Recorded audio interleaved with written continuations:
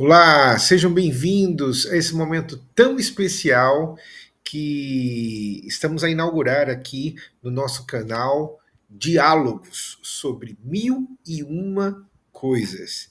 É um momento de refletirmos. A ideia é você faz uma pergunta e eu tento responder, trazendo não só informação dentro de uma sociedade de tanta informação, mas buscando aprofundar isso em conhecimento e principalmente em sabedoria para que haja crescimento, para que aquiete a alma. Então, seja bem-vindo, tá bom? Eu espero que você possa curtir, comentar e compartilhar com outras pessoas. Mas vamos lá. A primeira pergunta, a pergunta número um, inaugural do nosso programa, ela foi feita assim: o que tem tornado as pessoas tão ansiosas e quais as consequências disso, né? O que tem tornado as pessoas tão ansiosas e as consequências disso? É interessante perceber que esse é um tema profundamente repetido, tem se tornado filmes, tem se tornado em uma conversa constante, e nós iremos buscar então para esse tema, o que é ansiedade, duas fontes bem importantes que vão nos nortear aqui na nossa jornada. A primeira é o livro do Venceslau Viel, que é um sacerdote médico espanhol, chamado Maturidade Psicológica e Espiritual. É um livro bacana que traz definições, aprofundamentos de uma forma simples, mas profundo em suas navegações, e tenta buscar ali a percepção do olhar médico, do olhar psicológico e do olhar sacerdotal, né? Então, eu indico para todos vocês, e aqui em especial, nós iremos trazer algumas definições dele sobre ansiedade. E um outro livro que estou baseando também esse encontro, essa resposta, é o livro A Coragem de Ser, de Paul Tillich. Tillich é um pensador e teólogo alemão. Esse livro é mais denso, é mais filosófico, mas que traz assim alguns olhares na perspectiva existencialista, e que eu quero aqui compartilhar com vocês de uma forma bem especial. Mas vamos lá. O que podemos dizer sobre a ansiedade? Como podemos partir em relação ao que é a ansiedade? E uma das coisas bem interessante é uma percepção simples, é uma definição simples e que vai nos ajudar para caminharmos aqui. A ansiedade é um mecanismo de proteção que antecipa a percepção do perigo. Olha que coisa extraordinária. A ansiedade é aquilo que nos convida a pensar sobre reações que ligam um mecanismo de proteção. E quase sempre esse mecanismo de proteção são reações fisiológicas provocadas que nos leva então a pensar, a reagirmos, a situarmos. Eu quero, por exemplo, destrinchar isso num exemplo bem prático. Um carro e o seu alarme. A ansiedade no seu estado comum é o alarme funcionando bem. Quando chega ali o perigo, quando chega ali um bandido, quando chega ali uma situação externa que traz risco ao patrimônio, ele dispara, alerta, nos diz que precisamos ter cuidado, prestar atenção, buscar segurança. Então, olha, por exemplo, o que vai nos dizer o Vil diante disso. A ansiedade é uma parte necessária das respostas ao estresse ou aos estímulos de perigo. A ansiedade é uma parte necessária das respostas ao estresse ou ao aos estímulos de perigo. Então, a ansiedade vai sempre bater a porta e nos fazer pensar, refletir sobre o que está acontecendo, sobre a nossa jornada, sobre o nosso estresse. Agora, olha que coisa extraordinária. Ele ainda diz assim, que quando essa ansiedade não é exagerada, ela leva a identificar e tratar o perigo de forma adequada. Então, de uma certa forma, ela é um mecanismo que traz um bem, porque vai nos fazer lutar ou fugir diante da situação. Vamos então discernir: olha, isso aqui é possível enfrentar, isso aqui é possível vencer, então vamos lá. Ou então, essa situação está absurda demais, eu vou dar passos para trás, eu vou tentar colocar tudo no lugar e reorganizar a minha jornada. Então, repito, o símbolo, o exemplo mais forte, mais simples que a gente pode utilizar aqui é justamente o carro e o seu alarme funcionando bem. O alarme ele desperta, né? Olha, tem um perigo ali. Prestem atenção. Tomem uma postura. Tomem uma ação. Mas aí, qual é o problema? O que é que acarreta danos quando a gente vive uma outra dimensão da ansiedade? O problema é quando a ansiedade se torna uma resposta desproporcional ou irreal à situação, né? Quando a gente perde, de uma certa forma, o controle em relação ao objeto. É como se, voltando àquela imagem do carro, agora o alarme está totalmente descontrolado. Você colocou o carro no estacionamento, na garagem, e ele o tempo todo está disparando o alarme. E quando você vai lá, olha, nada aconteceu, mas o alarme fez gritou, anunciou algo que não estava ali e fez com que você reagisse desproporcionalmente ou até mesmo de uma forma agisse a uma situação irreal, né? E aí, amados, o que é que a gente vai perceber que esse tipo de ansiedade trará para nós desordem e não crescimento diante do enfrentamento do problema.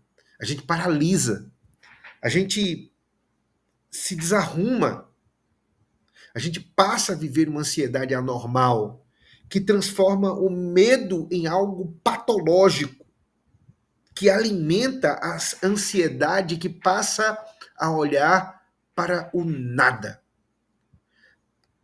Paul Tillich vai dizer que agora a ansiedade vai se transformar numa luta contra um objeto que você não sabe qual é. O objeto da ansiedade é a própria ansiedade.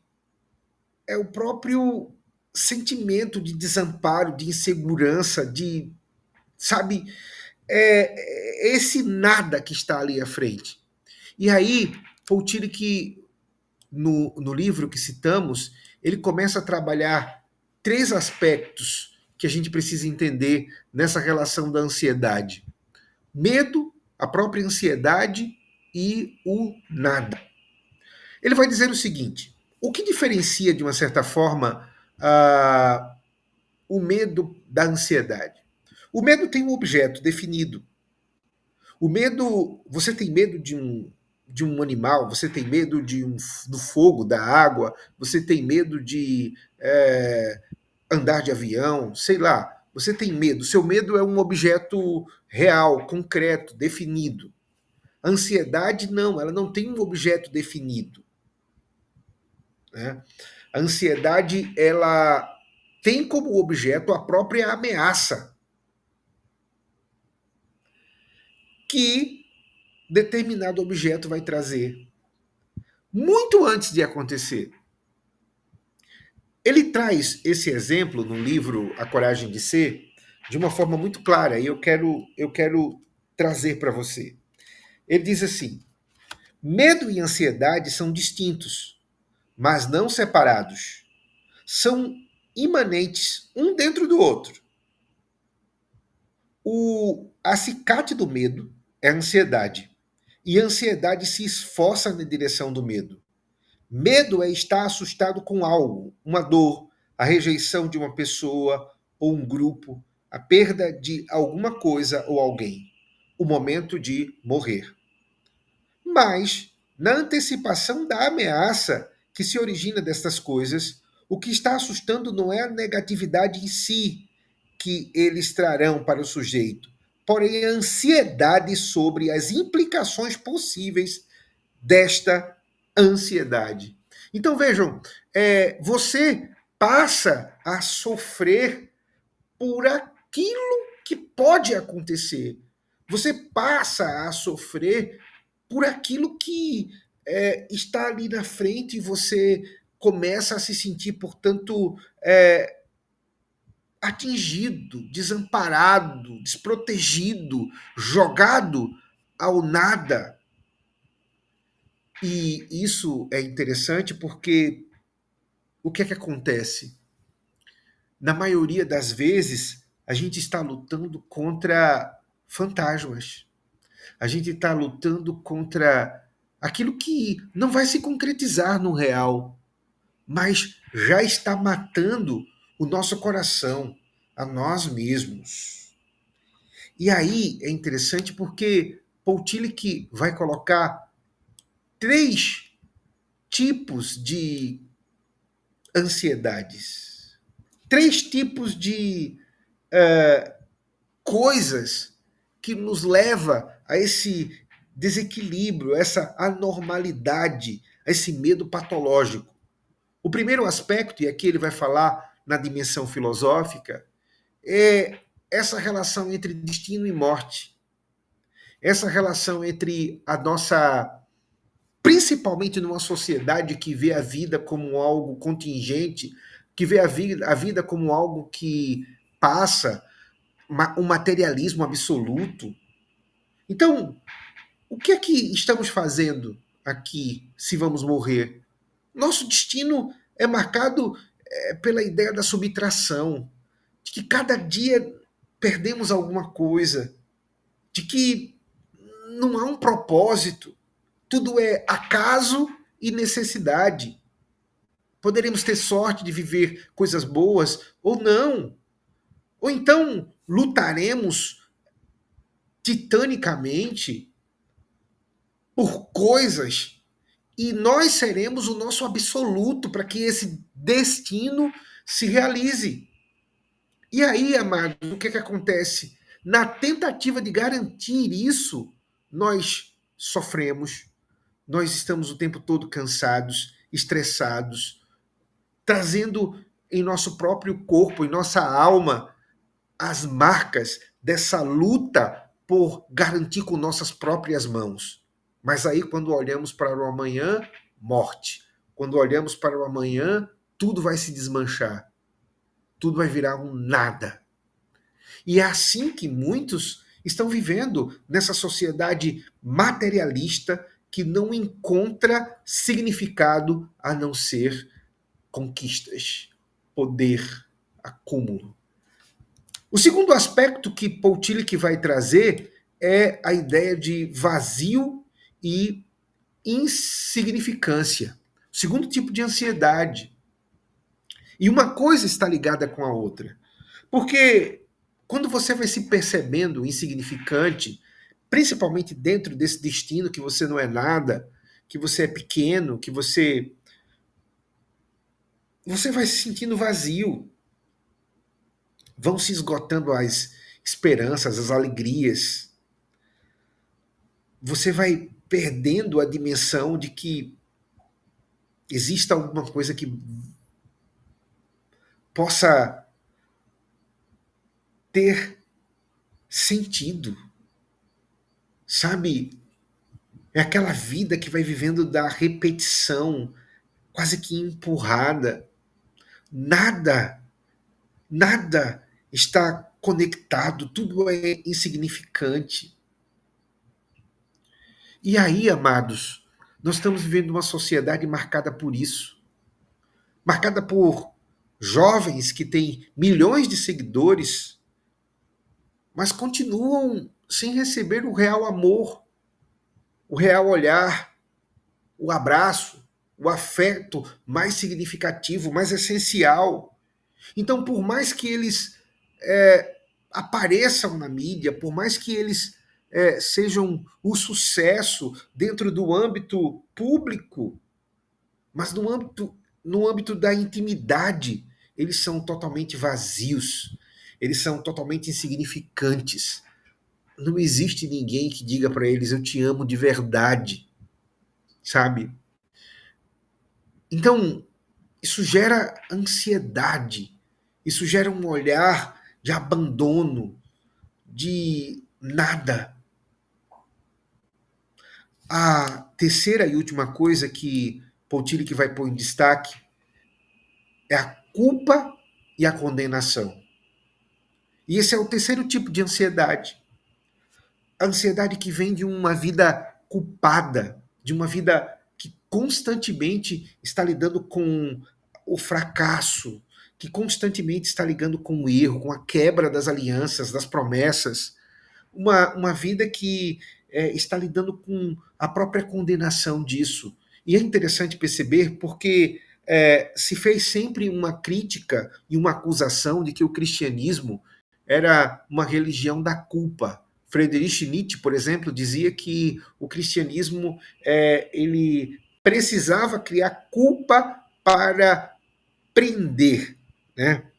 Para captar os seus adeptos. E aí, o cristianismo sempre falou da culpa, sempre falou dessa ideia da ruptura, do pecado, de que demos as costas para Deus. Mas o cristianismo também sempre falou de misericórdia, de perdão, de reconciliação, de redenção. E aí, quando a gente vai para a nossa sociedade hoje, esse é um elemento que foi embora. As pessoas não têm mais piedade, misericórdia. Não há mais perdão dentro do âmbito geral. As pessoas estão simplesmente aniquilando as outras. As pessoas estão simplesmente cancelando as outras.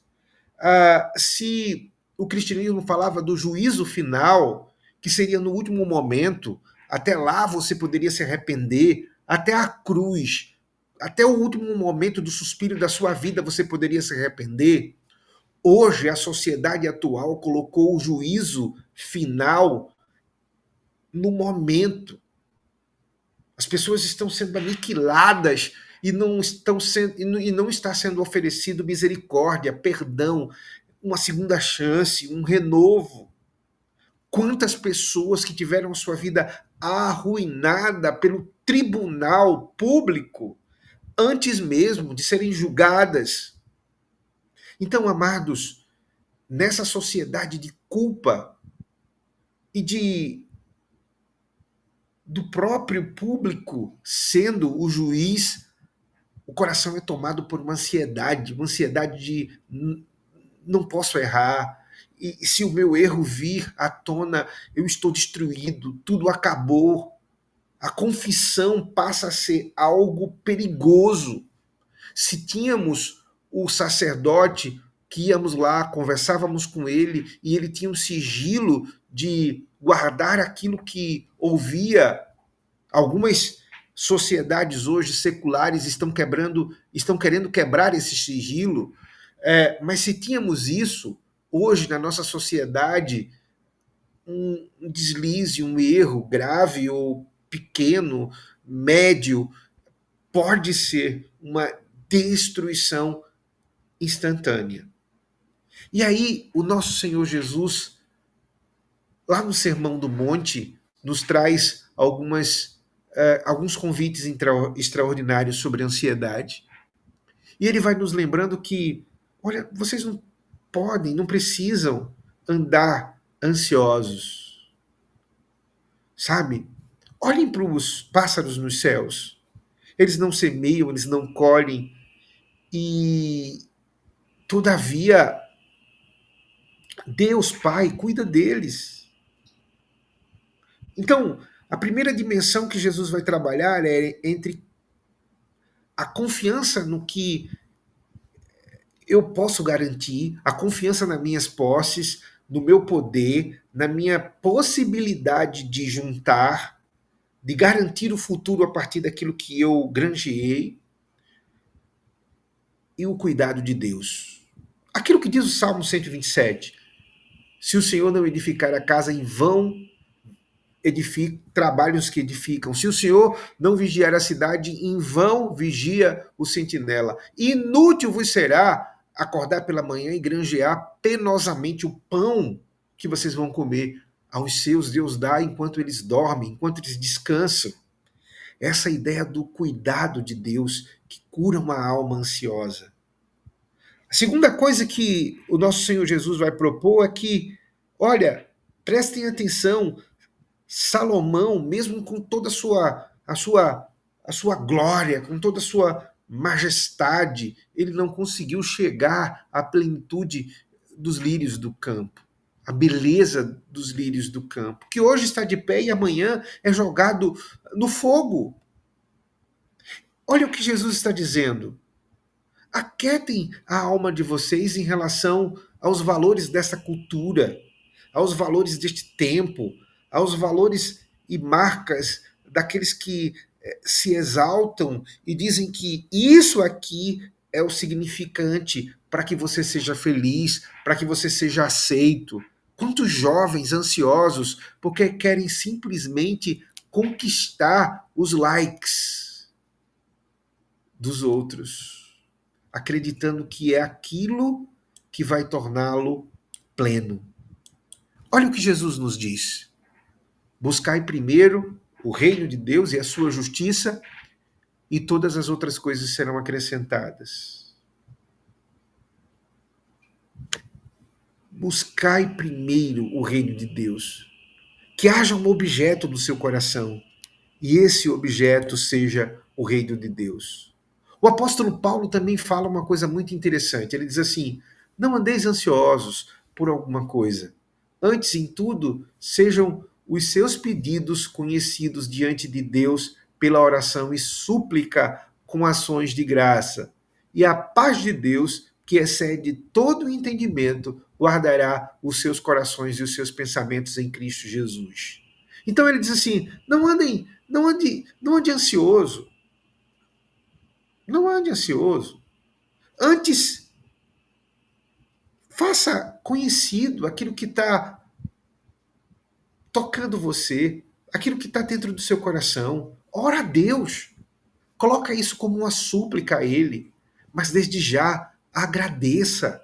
Agradeça pelo cuidado dele. Agradeça porque você sabe que ele nunca deixou você sozinho.